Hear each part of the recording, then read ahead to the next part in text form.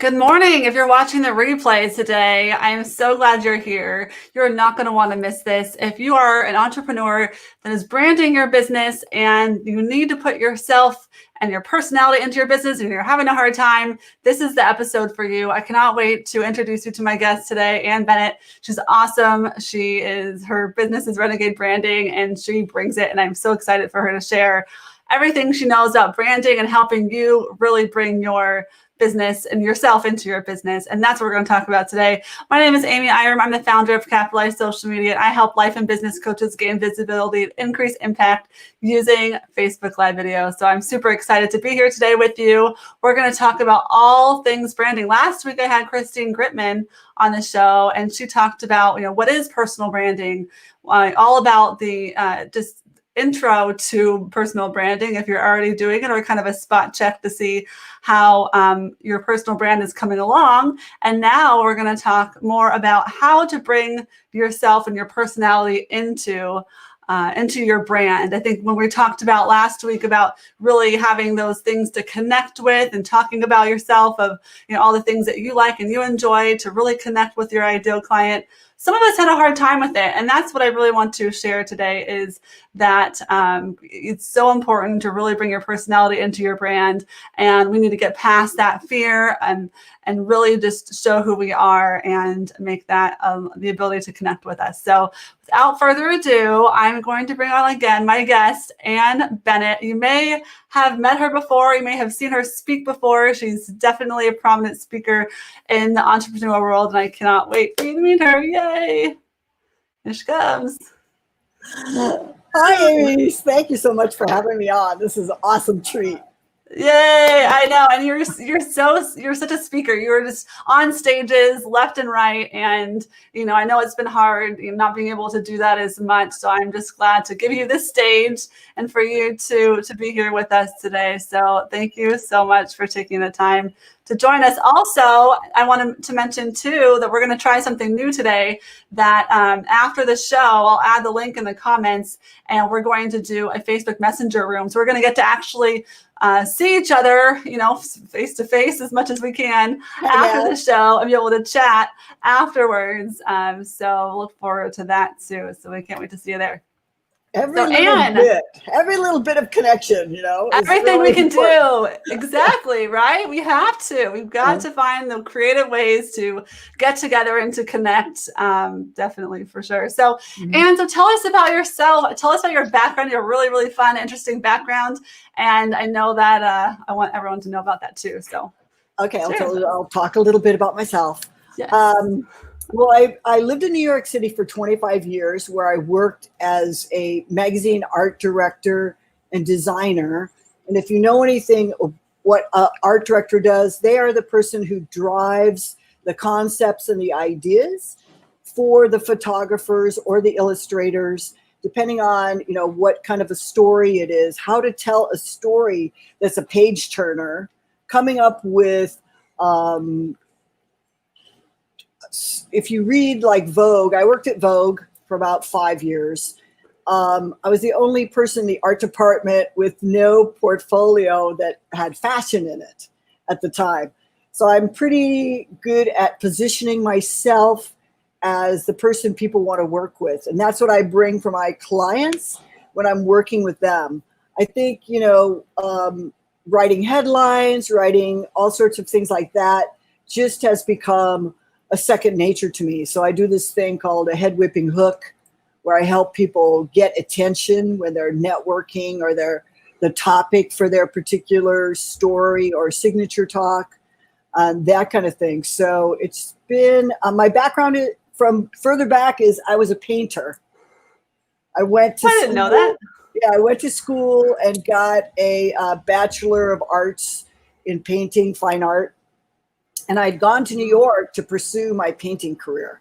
So I did do that. I showed in Soho and sold my work. And I've been collected by some serious collectors and things like that. But I think what happened when I moved back to California was I just wanted to do something else. I don't know if you've heard my story, Amy, about I was downtown for 9/11. And that day is tomorrow. Oh my gosh. That changed my life forever, as it did for many, many people. But when you're that close to the epicenter of a tragedy like that, your DNA completely changes. So as mine did, I wanted to look for something where I can make a bigger impact and help other people more than fashion, I guess.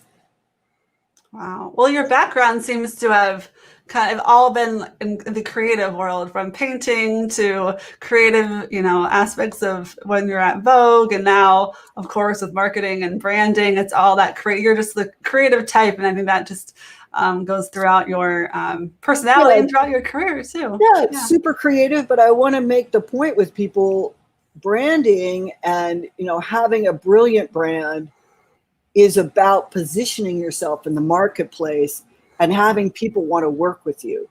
Like, be the one that people want to go to. So when you have something that's less than a brilliant brand, we all notice it. Even though people are like, oh, I don't know anything about design. You are inundated with design all the time and messages all the time. So with branding, you want your message to be consistent, as you know, Amy, over every single platform. You want to present your concepts and your ideas and your value over very, very consistently, so people know that they want to work with you. Absolutely. And especially on social media, when we're marketing ourselves on social media, for people to recognize our content and to know our brand, to know who we are, that's essential too. And Angela agrees. Angela says branding is very important. And she's such a loyal viewer. I love when she shows up. And then she has a BA in art also, and being creative also influence business for sure, right? Having all those ideas. I think some of us maybe have more. I think I had a problem today. I have so many ideas and not enough time. I've got all these creative ideas. It's good to gotta hone in. Yeah. You must hone in. Focus. That's always the problem with the creatives, right? Or people think that if you're creative, you're not responsible. You can be creative and very responsible. It's not. It can be both. It doesn't have to be like, a flaky artist type, right? So I think, with people, a brand is an impression. A brand is what people are left with after you leave the room. So a lot of times people don't understand that. They think it's a logo and a tagline and some colors and how you dress. That's all supportive material. But the brand itself is really your voice, your vibe, what your message is, the clarity of what you do, the simplicity of what you do, so that other people can just instantly know you're the person they want to work with. Exactly. Yay. Tim is here. Shout outs, Tim. Yay. The hook is more important. We say that ever. It's more important now, more than ever. Is the hook. Getting people to. You have to realize our competition is not each other. Our competition is distraction and procrastination.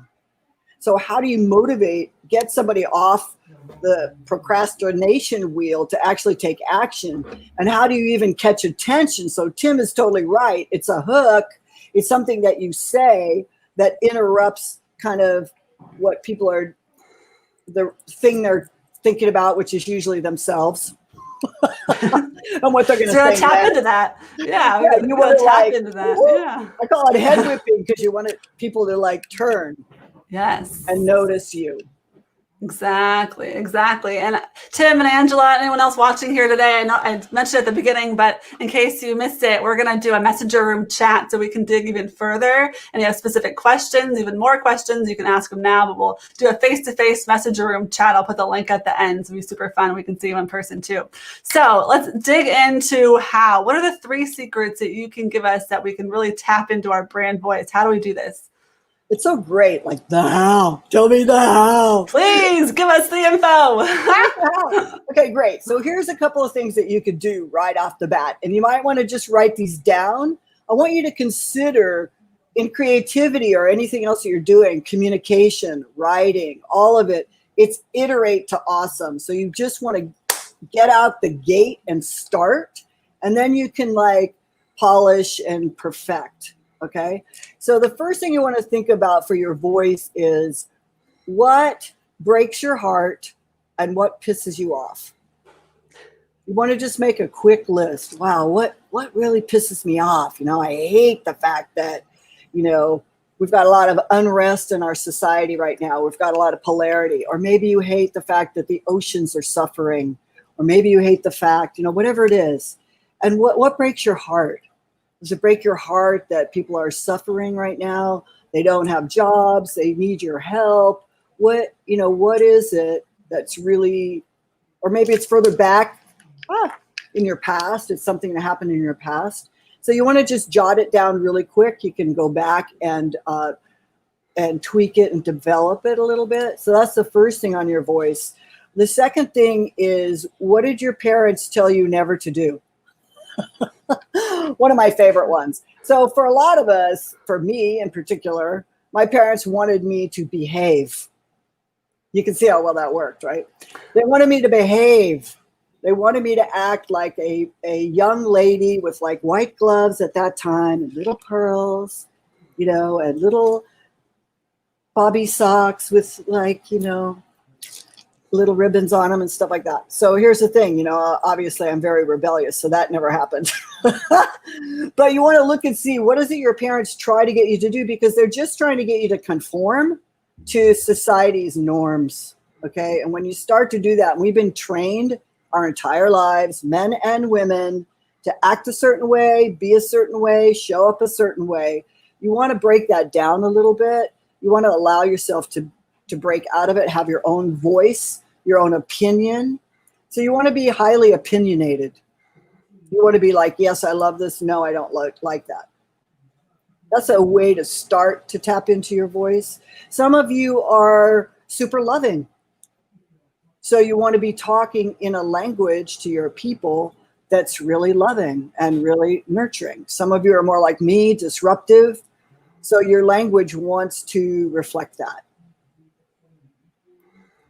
So what do we say? What do you say to people that are hearing this and they're thinking of things that they, that they're passionate about, that their parents told them not to do, and they're like, oh, what if I start saying these things? What are people going to think? Or what if it's the wrong thing? Or, what do you tell people that start thinking that way? Well, first of all, we're all conditioned to look good, right? It's all about looking good. But what if it wasn't about looking good? It was about your value. What if it was about what you bring to somebody else? So it's like, yes, decisions need to be made in the brand. It's like, how quirky are you?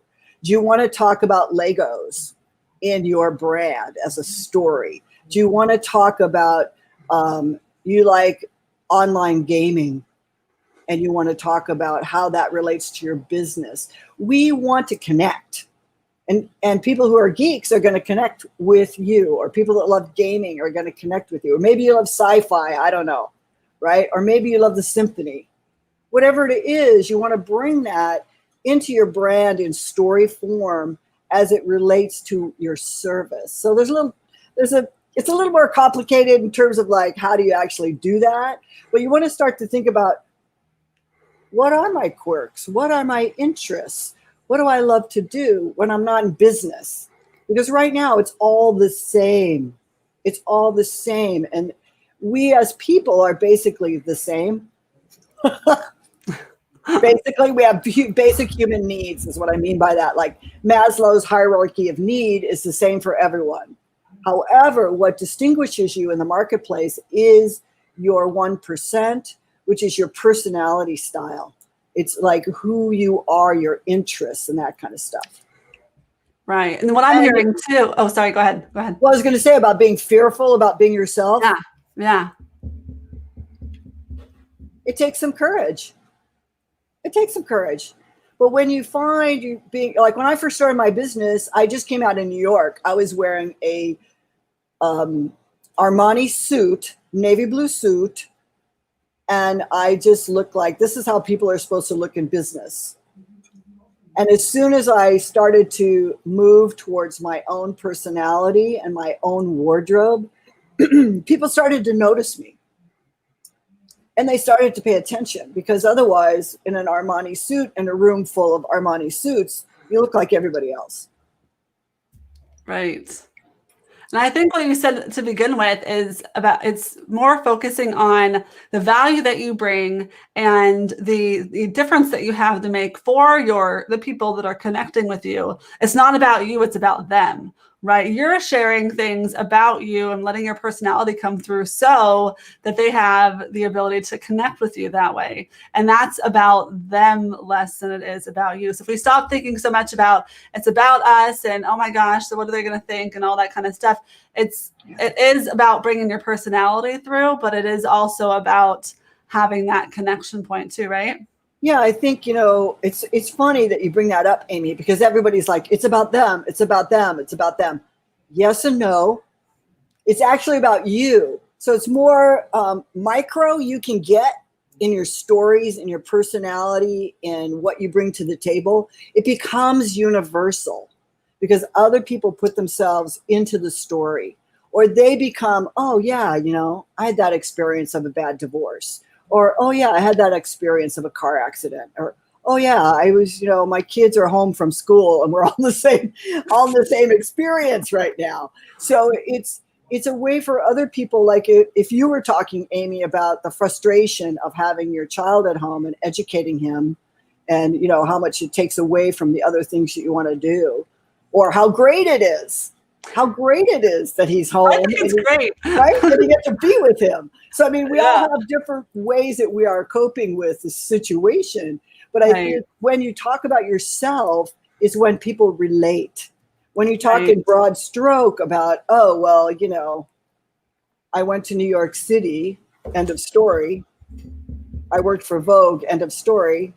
It's not so interesting as the struggle or whatever happened. I lived on the street. I lived in my car. I had a loft in the East Village before anybody would even go there. Yeah, wow. Things like that. Yeah. That becomes an interesting story for people because they're like, oh yeah, well, I lived in my car once, whatever. That's when you do want to make it about yourself, but knowing that you're sharing it to connect with other people, to make a difference with another person. Exactly. Angela's putting some good notes in here. What are you passionate about? What do you care about? Mm-hmm. What do you want to leave a legacy for? I love that. When you reveal more of yourself, your uniqueness shows through. That is so true. Now you're going to make me want to tell a story about my experience traveling to New York, because I have been to New York once. And it was like 10 years ago. We had me and a girlfriend visited a friend that lived in New York. And I was just telling the story the other day, actually. We got a cool little hotel on 43rd and Lexington, and we're walking distance to Central Park. It was so much fun. And my friend got us tickets to a Bruce Springsteen concert in I want to say the Jets Stadium. It was right before they were about to destroy it, like take it down. It was like the last concert. And we had these tickets. Our tickets were like the top and the furthest away that you can get. It was the best experience. I mean, just the last minute excitement of being able to do something like that. And then you have stories to tell. So you don't want to keep those fun stories to yourself. You want to share that with people. And totally. So really as point. You're sharing for the point, as you were sharing your story, I was thinking about the time I saw Madonna way back up in the crow's nest. And it was so much fun because everybody was singing and dancing and carrying on. But it was like, she was like a little dot on the stage, right? But you could hear her, and you knew she was there. You could hear her. They have the big screens, right? So that's okay. I mean, I wish I was on the floor, of course. But, immediately I start to think of my own experience that relates to your experience. Yeah, that's so true. It's so true. Angela, have you ever been to New York? Tim, have you guys been to New York? I want to hear your stories too. We could chat about that in our messenger room afterwards. Yeah, afterwards we'll talk about our New York stories, right? Everybody's got a New York story. Exactly. So moving on to branding, talking about how do you create your Renegade Branding Archetype. I know you have like a specific formula for this. Share us all. Okay. I'm going to tell you guys. So I created like 4 brand archetypes to get people started. A lot of times people will use the Freudian archetypes, but these brand archetypes are simple and they're generic in a sense of you can identify your leading personality style. So it's not that you aren't other things, but when you're brand, you want to lead with what people see when you come into the room. Like what is that kind of essence or energy about you? So the 4 archetypes are the nurturer, the disruptor, the innovator, and the geek. And we all fall into these 4 categories. So for some people, possibly you, Amy, the geek is the lead through, right? It's the lead because of the technology, your sense of organization, how you get jobs done. You're the person we go to no matter what to get something done. We know it's going to happen. So that's basically the geek. Usually people that love spreadsheets or charting things and knowing the structure of something is the geek. Then you have like the nurturer. A lot of women relate to the nurturer, a lot of coaches. You want to really look at this a little more deeply, but the nurturer is like someone like Oprah. Okay, Oprah is definitely a nurturer. We feel like she understands us. She shares very personal stories, right? But she's all loving and all accepting and spiritual. So that's the nurturer. A lot of healers fall into that category. They also fall into other categories. So there's a little nuance. But then you have like the disruptor, like me. I think of Madonna as a disruptor. Lady Gaga as a disruptor. A lot of entrepreneurs are disruptors in a sense of like they want to change something. They want to change the status quo, the way we think. They have a point of view that's really, really strong about, yeah, you don't really have to do it that way. Like one of my things is like, you don't really need a website to make 6 figures, but you need a very strong message and a strong brand and something to sell, obviously, right? Because it's a business. You can have all the passion you want, but if you don't have your sense of service and what you're selling to help other people, you're not going to have a business. A business is about making money, okay? Ultimately, it's all about the money. And the cool thing about it is when good people make good money, they do good things. And that's what's great about it. Then you have the innovator. And the innovator is the person like Steve Jobs. It's somebody or Sarah Blakely. It's somebody who really sells us on their values and their ideas. And they're putting things together that have never been put together before. Or there are things that we know, like, hey, how about a box with like all of your iTunes on it, you know? And you could play it wherever you want from your pocket. It's like we all knew about music. And we had these bigger things, right? I don't know if you guys were around for like the CDs, the Walkman and all that. Okay, there was a Walkman, but it was like this big, right? It was like a little purse. So he made it pocket size because he loved music. Steve loved music. So I think, you know, you want to think about how can I innovate? Because innovation right now, obviously we're all being forced into it. If you didn't want to innovate that much, you better get on the train. It's like, this is innovation, what we're doing right now. And like, and when we talk later in the breakout room and we can really connect, that's innovation. That's where we are going. So you want to think about, am I an innovator? How I could bring that into my business to really spark an experience or an interest in what you're doing. So those are the archetypes. I love that. I never thought of myself as what was the geek? The geek, yeah. I love that. Oh my goodness. Angela says, yes, she wears each one of these archetype hats, you call it. I think maybe, yes, some of us have like, it's kind of like those personality tests. We kind of have like a piece of one here and there. When you brand, Angela's, that's great. We are multifaceted, really. You know, I have geek tendencies myself, surprising people.